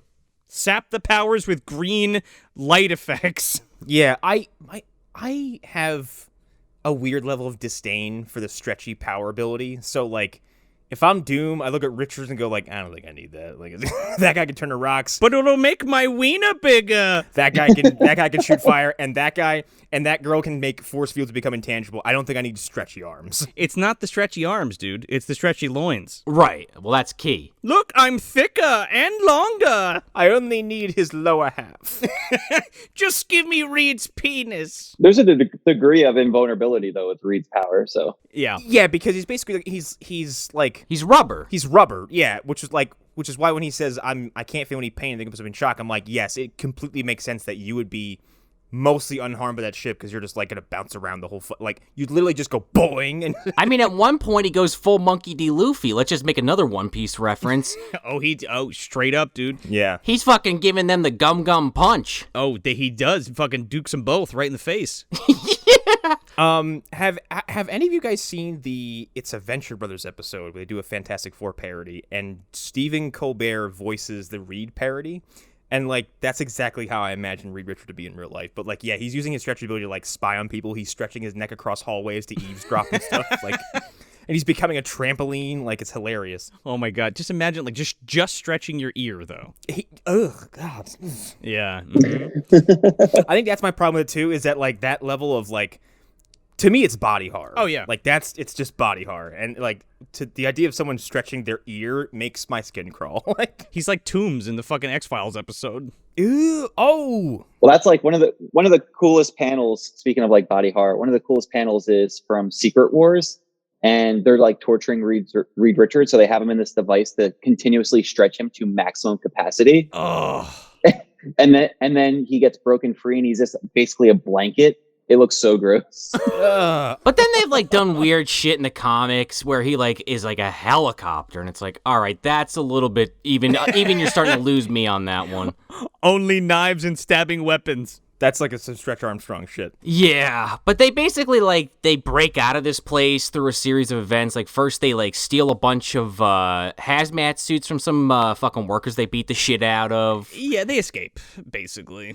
They look like some dime store AIM employees. Like, they got the yellow fucking hazmat suits. Like, But the key thing is, you know, they meet Doom, and Reed finds, like, some paperwork that, you know, was on a desk.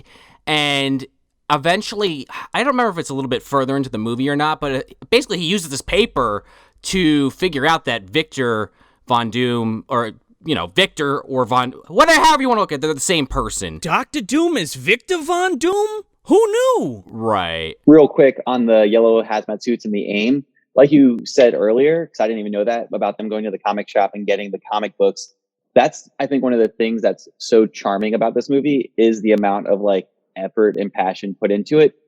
Because if you're an actual like comic book fan, you pick up on all of those things, even though they're not expressed explicitly. Like, yes, that like those weird diamond thieves are 100% based off the mole people, and like the yellow suits and the AIM, like that shit's been in the comic book. So I'm sure they were pulling from all of that in wardrobe to like use in the movie. And that's a big reason why I like it too. Like we were talking about before, just like it's a stupid movie, but it's fun to see all that shit like in action, you know? Yeah. Well, I think for comic book movies, I'm going to use this because it's one of the more prolific and more recent ones. Like, say what you want about Snyder and his larger filmography, but his cut of Justice League as a DC fan is like a fucking buffet because there's so much shit in there. Because he has 4 hours to play with, he puts Star Labs, Themyscira, Atlantis, fucking Darkseid, Apocalypse, Steppenwolf. He puts all of this fucking DC shit in there for you to chew on, and there's just enough of it for you to really enjoy it. And if you're a comic book fan and you go in there, you're like, oh my god, that's Granny Goodness standing in the background over there. Oh my god, that's Desaad. Like, all this cool shit in there. And yeah, so this movie has...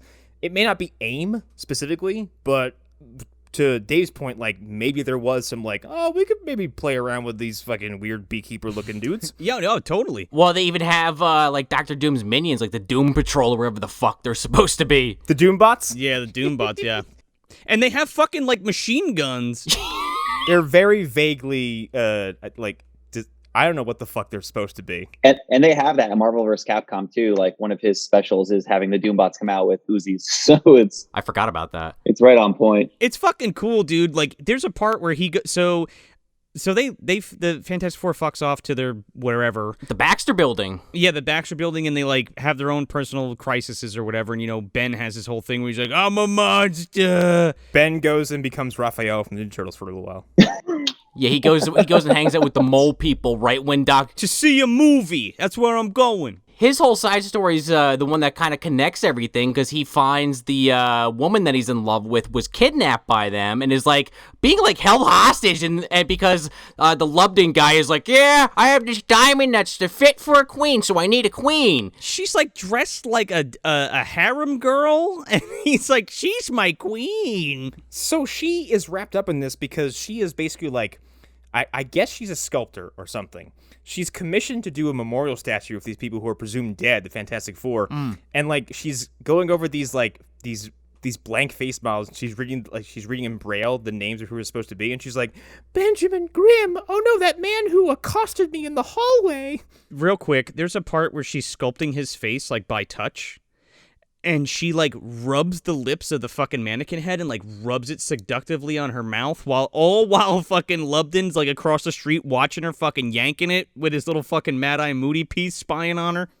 Well, I was going to say, speaking of, like, him being Raphael and, like, storming off, when they break in to rob her and, like, take her, they come down, like, the fucking foot off the balcony on ropes. We have a message for you. Do do do do. Yeah, and then the Jurassic Park music kicks up. I gotta tell you, anytime there's like this, like, I don't know, maybe not in that scene in particular, but I just it kept coming back to it. Anytime there's like a speech or something kind of like heartfelt, they always go back to this like pseudo Jurassic Park music. Do do do do do. Like when Susan brings out the suits and they're making fun of it, but they all wear it. Yeah. They play that, and it's just like, all right. The suits. There's literally no reason for them to wear them, and Sue's like, I think I made these or something. Do you like it? I have one for you. Yeah, Ben, yours is just underwear. Put some pants on, you weird rock man. She comes out with these glorified feety pajamas, and she's like, "Here you go. We're the Fantastic Four. I made suits." And the temperature of the room is like, did anyone ask her to do that, or she just go off and fucking make? Remember when my mom is it her mom or the aunt? Remember when the aunt in the beginning was like, "Yo, look at you. You're all the Fantastic Four TM. Don't blow up in a spaceship." That was, that kind of stuff does kind of kill me a little bit. And then, like, I'm happy he says Clobberin Time, but once would have been perfect. I don't need it 3 or 4 fucking times peppered throughout the movie. I think he says it like twice. I think it's 3 times, and I love the added, like, for real at the last one. Yeah. Doom, it's Clobberin Times.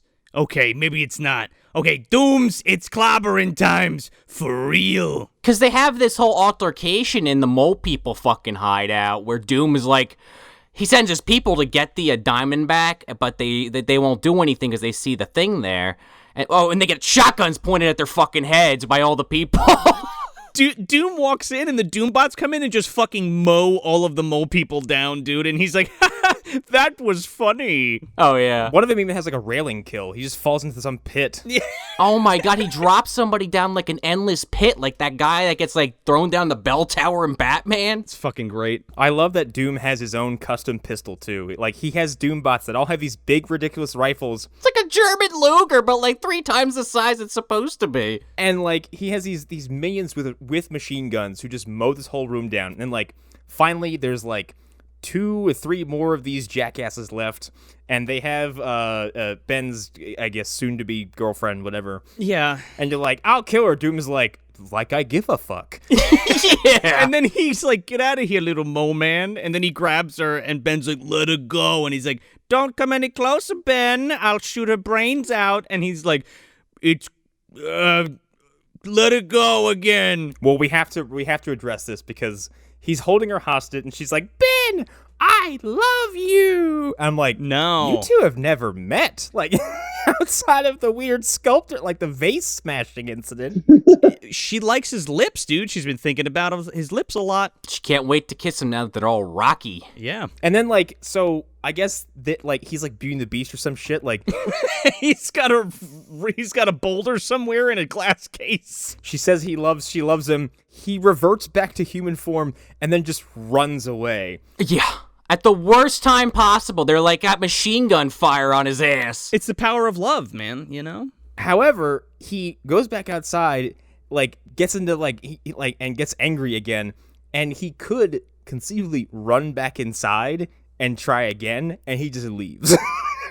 Okay, I got 2 questions. Why didn't they shoot the shit out of him? And Doom's like, oh, forget about him. It doesn't matter. I have what I want.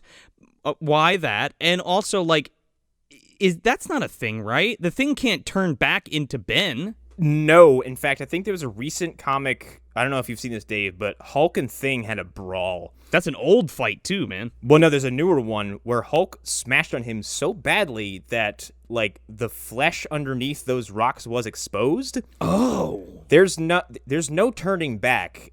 If you try to remove those rocks from his body, you're gonna kill him. And, like, at some point, I think the Hulk knocks a chunk out of his head, and there's just, like, it's I'm not sure if it's brain matter, but there's meat. And he's like, I'm fucking done, dude. Like, I gotta read that shit. I just want to see that. I didn't read that one, but there was an Ultimate Fantastic Four storyline where, like, his shingles start, like, falling off, and Reed's trying to figure out what's going on.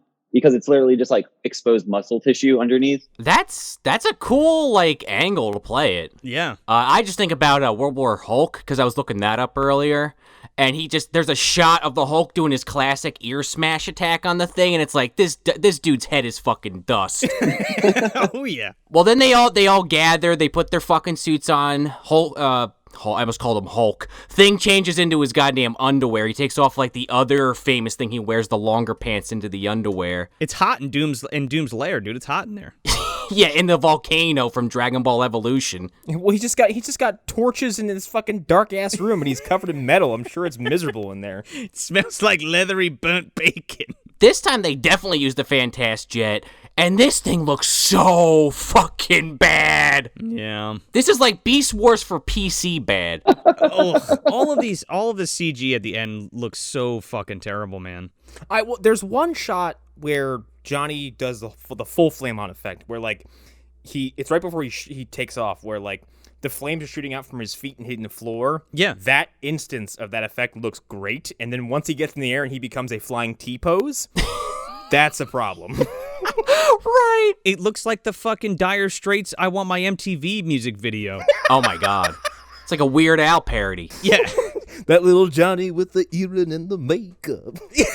That little Johnny's got a flame on, yeah.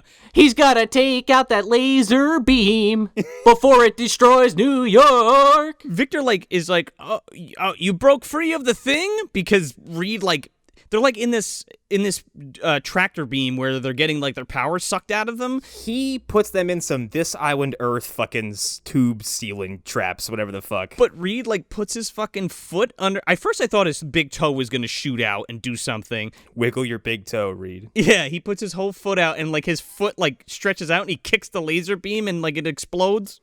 How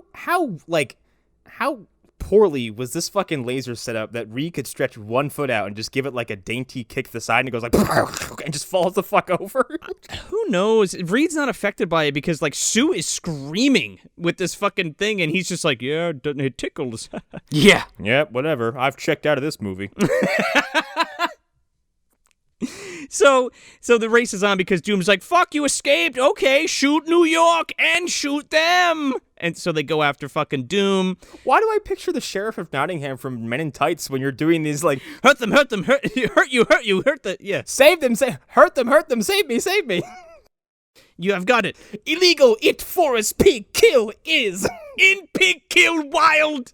I love this like final confrontation between Reed and Victor. It's a fucking punch fight. I love it. It's I love it because of how bad it is, to be perfectly honest, because they're like on a ledge of his castle arguing, and because Doom didn't end up getting the powers, he's basically can't do shit, and Reed just basically bitch slaps him off the side. Oh yeah. They have a full Gaston beast, like, but like with far less intensity, and like it's basically just Doom standing there with his fucking dukes up. By the way, like the Doom sound design is like every time he's moving, there's like a Yeah, it's all clicky. like there's all these extra metallic sounds, and like dude is made of metal and doesn't throw one successful punch and just gets rattled by this man with fucking sideburns that are solid white who can stretch. Like He should have like electricity and he should have fucking like, magic powers, but he doesn't. Well, he does whip out that Enter the Dragon hand, so.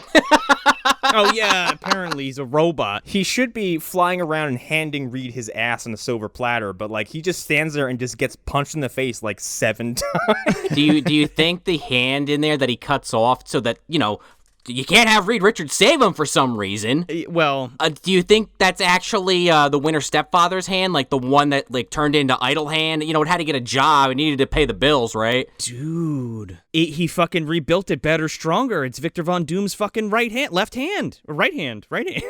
It's kind of like the hand of Vecna, but it's the hand of Terry O'Quinn. Yeah. I like that our MDU like super soldier programs are just as convoluted as Marvel's at this point. Like there's just so many happening all at the same time in different countries. Oh, yeah, and it fits right in, dude. Yeah. Like a literal gauntlet, if you will. But yeah, Doom's hanging off the fucking side of the castle, and Reed reaches down and like stretches his arm out, and Doom would rather, cut off his nose to spite him, and cuts his hand or his arm off basically and falls to his doom. I love what he says here, though, because, like, Reed grabs me. He's like, oh, why are you saving me now? Why didn't you save me then when we were doing the experiment and we could have been famous, you fucking idiot? You fucked me over then, and now you want to save me? Like, what's wrong with you? He dunks on him so fucking hard in the worst moment. Oh, yeah. Reed, the entire time the experiment's going wrong in the beginning of the movie, was like, Victor, get the fuck out of there. Get the hell out of there. And he's just like, no, it's going to be okay. He's like, get the fuck out of there. And then it goes wrong, and he's like, why didn't you save me? Because if Reed just stayed at his post, he could have kept it contained, but he didn't. Oh, okay. We didn't mention that Ben is the one who saves. We mentioned that Ben saved Doom, but it's also, like Ben saves Doom from what seemed like 4 miles away.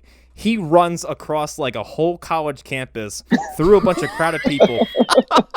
That's true. I forgot. Runs in there, runs around Reed, and tackles the fuck out of Victor. And he's looking like he might as well have been like, dude. Like, Victor is being electrocuted for like 3 minutes straight while Ben runs to his rescue.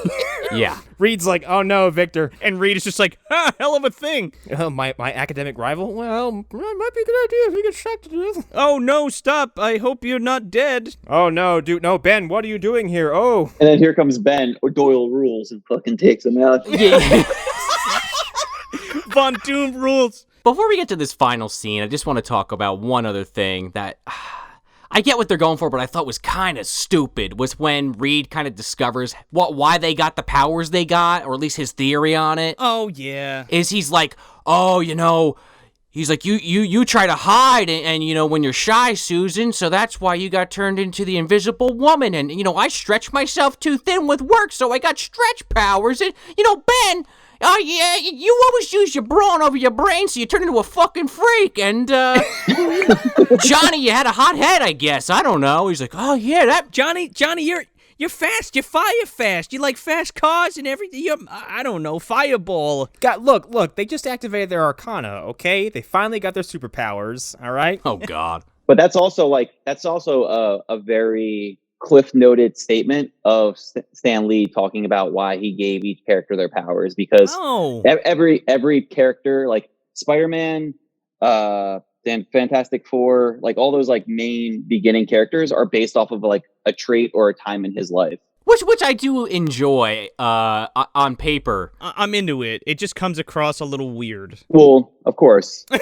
When you announce it to the audience the way they did, it comes off a little ham-fisted, because like that's supposed to be something you pick up on as a viewer or an audience member. Like, you're supposed to be like, oh, Reed's a workaholic, so like intrinsically his powers manifested as stretching himself too thin. Like, I just thought that was weird, but I didn't know that, Dave. That's pretty cool, actually, to me. yeah, it is cool. But to have a character come out and Spell it out for you. spell it out for, that's why I think I point out Arcanas, because that's the dumbest fucking thing about the new Mortal Kombat movie, among other things. But like, Yeah. especially because like they make even less sense. Kano's like, "Oh, I'm angry. Oh, I laser. I got a fucking laser, mate. Bending fucking fireballs, you pussy. See, you fucking wushu wanker. Fucking whoops." Yeah, that movie. Fuck that movie. I'm gonna have nightmares just thinking about it again. Well, Kano's the best part of that movie, so we can talk about him all day. Oh, he's easily. I can't even remember most of that movie except Kano. So the end of so we boot up fucking Lawnmower Man, and Johnny Storm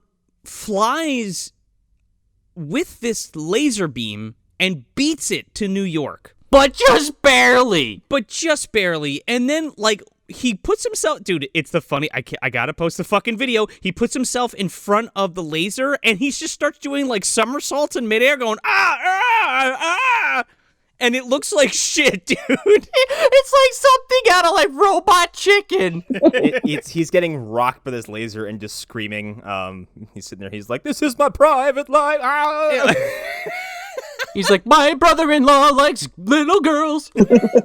He uses himself as a human shield, a human torch shield, and then just gets like rocked around, and then suddenly it's a Kamehameha beam struggle. Like, he's fucking pushing it back. Like, Yeah. Somehow better than the one in Dragon Ball Evolution. oh, well, this was an actual beam in Dragon Ball Evolution. They're just throwing fucking colored air at each other.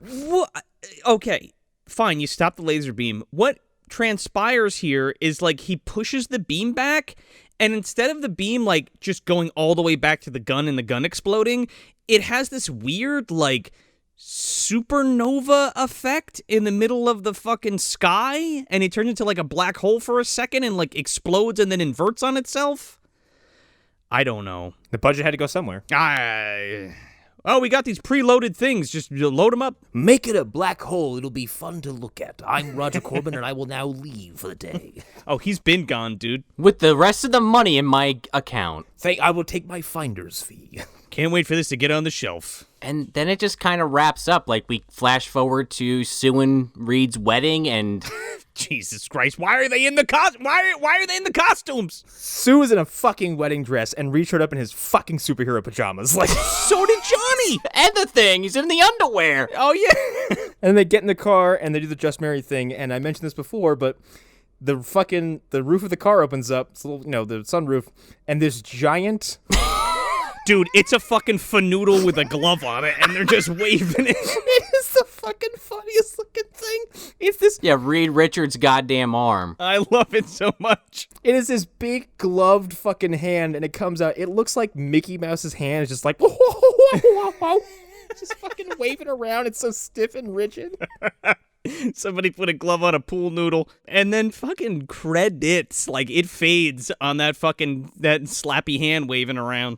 So, okay, fellas, where are we putting this? With no malice whatsoever, dumpster. I think it's an uncooked fucking piece of chicken. Okay. It's got weird ass pacing, and it's very clearly made for the purpose of like bureaucracy and rights maintenance. It feels very unrefined. It feels very sloppy, and I think the entire jeweler mole people subplot is completely unnecessary, and it feels like it's there for padding, which then goes back to like, it just feels like you're doing this, like I said, for very selfish reasons, and because you had no intention of releasing this. Like, to an extent, like the Justice League pilot feels more complete, even though it's still just a ragged piece of shit. But like, this is still very amusing at times. As I just demonstrated, like, it's the silliest looking fucking shit when that hand comes out of that car, and I can't stop thinking about how funny it looks.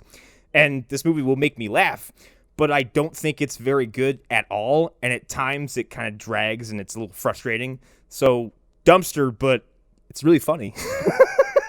That was going on the shelf for me. Hell yeah. I will take this movie over any of the Avenger movies that have come out in the past 10 years. I will say to supplement that, this is the best Fantastic Four movie I've ever seen.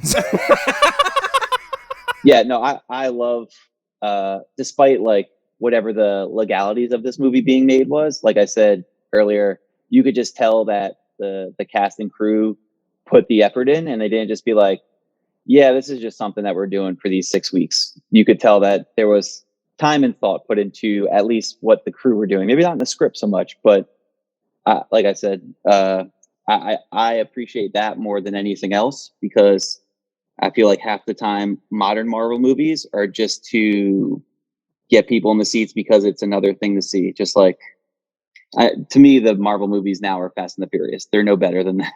In those films. Damn. They just pump them out. Harsh. They just pump them out. I want to piggyback off of Dave. This is on the shelf. Even though I should probably make a bootleg at some point and put it on the shelf, because I only have it as a fucking digital file.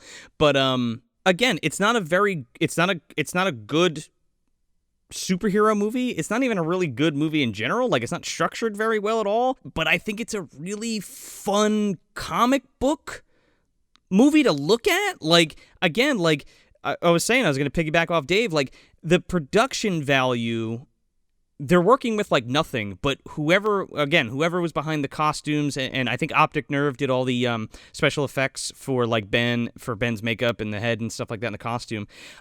They gave it 110 fucking % on like no money.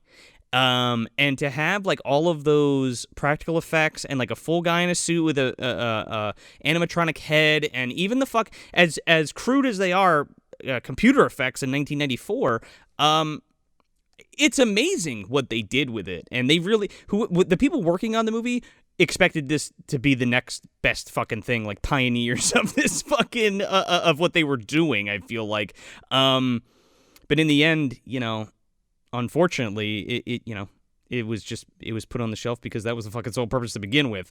But I think we got a weird, I'm glad this exists and we can watch it. I think we're very lucky to see it because of how much work was put into this film. And again, it's not a great movie, but I'm happy to watch it. And I would probably fire this up like every few years or so, just to it's so fascinating that like how such a big IP was made and just fucking stuffed into a fucking can and thrown on a shelf. You know what I mean? Like, it's so bizarre to me that that happened. But yeah, I'm glad it leaked, and I'm glad we get to watch it. But yeah, the shelf for sure. This is one of those surface level dumpster movies for me. If they had a little bit more money and this was actually like intended for some kind of release, even like a VHS release, and they had that extra scratch to kind of clean up those the CGI or just the effects in general, it might make its way off the top of the fucking dumpster onto the shelf. But man, I don't hate it by any stretch of the imagination. I had a pretty good time with this, but this is kind of, I feel like this is going to be a hard one for me to return to. But kind of like Connor was saying, I don't have anything that negative to say about it besides just picking on the effects. Even though Corman's involved and this was intentionally made as cheap as humanly possible just to retain those rights like we've been talking about the whole time, I just think, damn, if this actually came out and they were able to actually cut a couple corners here and there and put a little bit more dough into it, you really could have had, you know, it wouldn't have been an all-time banger, but I think you really would have had something here that more people would be talking about today. And I guess that kind of goes without saying. I mean, we're talking about a forgotten film that was found years later. That's always going to kind of happen with those things. But hey, I'm glad I finally watched it. It's kind of like one of those movies that I've been hearing about for a long time, and I've just never really pulled the trigger on it. And now Captain America's on the damn list. That's the next one, the original Captain. Oh yeah. And I think there's actually two of those, if I'm not mistaken. There's two of them. There's one there's one with red brown. There's one that's a little older. So, you know, it's not gonna be one of those dumpsters like last time, like in the Slime Ball Ballerama, where I'm shitting in a fucking trophy cup, or it's not any like Baldwin statue level kind of movie by any stretch of the imagination. It's up there with, you know, the pork roll, egg, and cheese fucking wrappers and the Oh, there you go. the old newspapers, you know, if people are even reading them anymore. Maybe it's that newspaper that Ben Grimm had on his fucking head when he's trying to hide outside that restaurant. Maybe that's in there with it. The shot where he looks like fucking E.T. in the fucking in the bicycle basket. Yeah. I wanted to write off something you just said. Like, it is a nice little novelty movie. Yes. It's a little freak show, and I think my problem with it is the fact that it is so fucking raw, and like I said, it's an uncooked meal. That affects how much I can particularly enjoy it. But as a novelty and as like a find, I think it's pretty interesting. So I mean, out of the three that we've done with Dave specifically, Meteor Man and The Punisher, I would probably equate this more to The Punisher, even though I think The Punisher is a much better film. But it's in that league of the sense of like, I would like to hope more people know about Meteor Man, but maybe that's not the case. But I feel like The Punisher 89 and this are similar in the sense of like hardly anyone I know knows about those two movies. Yeah. Well, especially this one. Yeah, and I think just, you know, you should at least check it out, especially if you like superhero movies, because it's got something about it that not a lot of the movies in this genre have. It's very endearing, and again, like all the production, like the directors and the producers might not be in the right place, but the production designers are, and it comes from the heart for sure. 100% agree. And again, just like it being a lost film and kind of like the lost Marvel, Fantastic Four film, that adds a little bit of extra stank on it for me. Definitely check it out. It's on YouTube for free. So yeah, totally. It's part of a deceptively large mountain of like lost, under-discussed, or buried superhero or comic book adaptations. Like, I want to bring this up during this episode. Now's the perfect time. There's a Shazam TV show from there's black and white serials, and there's a second show from the 70s. What? The black and white Shazam serials are fucking nutty, okay? Because it's black and white. It's made with it before there's time for a effects budget. So in those, he just leaps at bad guys and just fucks them up with his hands. Like, he throws them off buildings, he picks them up and breaks a dummy in half. Like, it's batshit insane. Didn't even know that existed. I didn't either, and I'm sure a lot of people didn't know this existed. But like, if you are intrigued by this and it kind of piques your fancy, there's a fucking deep ass iceberg of stuff like this that's all pertaining to either Marvel, DC, probably other stuff like maybe Valiant, or fucking what is that one that? Oh goddamn, Image. there is likely a whole bunch of stuff like this that's waiting to be discovered. So the more that this stuff comes out, like as much as I may have enjoyed the movie, I always find stuff like this to be super interesting because it's fun to see how what is now a fucking behemoth in the entertainment industry started in such a weird and misunderstood way. So low budget, who could give a shit, sweep it under the rug kind of way. Yeah. yeah. Two things. One, just to go back on what Sean said, Bolorama is also on my shelf. Thank you. I totally get it, just not for me. And second, as far as like things that are buried, the things that I want to be leaked specifically is everything that Rob Liefeld had his fingers in during the 90s, because there was 2 episodes fully made for his Youngblood comic. Whoa. Yeah, but it was canned. And then, so those cells and those episodes are out there. There's also test footage for his movies for Bloodstrike, Youngblood, and what the fuck was the other one? Prophet. They all 3 of them were greenlit in the 90s with like budgets and working on scripts, and then there was nothing to actually ever be settled on, and then studios pulled out. Like, I didn't think there was any image stuff like that out there, and the fact that there's something related to Bloodstrike blows my fucking mind. Yeah, that's crazy, man. Well, think about the 90s, man. You had Dolph Lundgren, Steven Seagal, Jean-Claude Van Damme, Rambo, like all that shit. So Rob Liefeld was making those characters where they could hire anybody and pay them dick squat and make millions because of how popular Rob Liefeld was. Right. Yeah. We didn't even talk about that Superman movie that never got made with Nick Cage, but I feel like everybody's knows about that one. There's, and like I said, which is why I said there's an iceberg that's so fucking deep with this shit, because like there's so Yeah. we chipped a portion of it off here. There's a lot more left. yeah, like most people don't know that there was an attempt by Fox to do their own version of Civil War with the X-Men, Daredevil, and Ghost Rider movies they had set up with the Fantastic Four, and they were going to incorporate Deadpool and a bunch of other people and do their own version of Civil War with the Fox-owned Marvel characters. Whoa. Oh, wow. Yeah, I can't remember who talked about it. One of the writers did, but like, yeah, that was an idea they were running with. But like, since it doesn't need to be said, like the cohesion and organization of all that stuff is very poorly maintained. Look at the fucking X-Men timeline and see how people don't age. Yeah. Like, so it all fell apart like it usually does. So yeah, we're coming off our Fallen Empire month. If you're on Patreon or you've not signed up for that Patreon, you can sign up for the $5 or $10 tiers. Go listen to that arena commentary track. We got a watch along of Cellar Dweller. We got a watch along of Ghoulies 2. We got some good stuff coming up this month as well that has not been announced yet, but we will soon. For no money at all, if you go over to Apple Podcasts or wherever you get your podcasts. In fact, make sure you go to Apple Podcasts and leave us that 5-star review, or Podchaser. We're on Podchaser now. Leave us that 5-star review if you dig the show, because it really, really helps us. And if you're listening and you don't support us on Patreon or anything like that, and you've been listening for a while or a new listener or what have you, we'd really appreciate it if you can help us out a little bit and leave that review, because it makes a big difference. And one thing that we just started doing, just want to put this out here, try to remember to bring this up.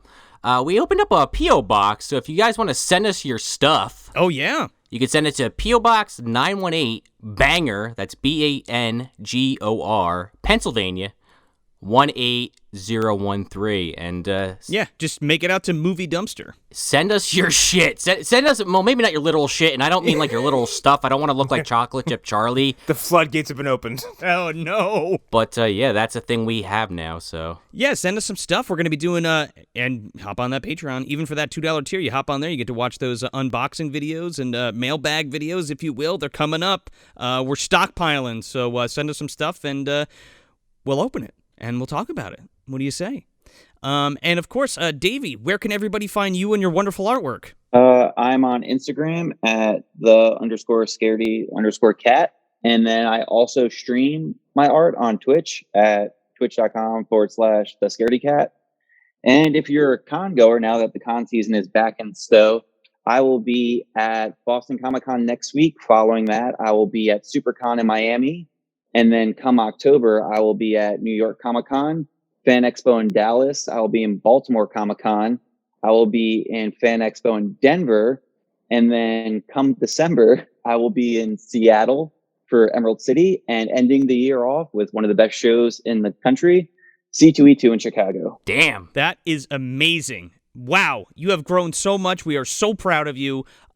Keep kicking ass, dude, and doing what you love. And yeah, what are you guys waiting for that are listening? Go get your pet commissions. If you're at one of these damn conventions, you better go find Davey Yeah. and say hello. Say the dumpster sent you or something. Yeah, buy some prints. Absolutely. So that's it. That's the Fantastic Four from 1994, directed by Oli Sassone. If you want some more good, bad, and god-awful movie goodness, head over to MovieDumpsterPodcast.com and follow us on all of your favorite social media and streaming platforms. You can also head on over to our Patreon page and sign up for the $2, $5, or $10 tiers for monthly exclusive content, or drop by our merch store and grab yourself some non-committal swag. Yeah, for no money at all, you can leave us a 5-star review on Apple Podcasts or wherever you get your podcasts to support your favorite show. I'm Joel Escola. I'm Sean O'Rourke. I'm Connor McGraw. I'm Davey, the Scaredy Cat DeForne. Thanks for visiting the dumpster.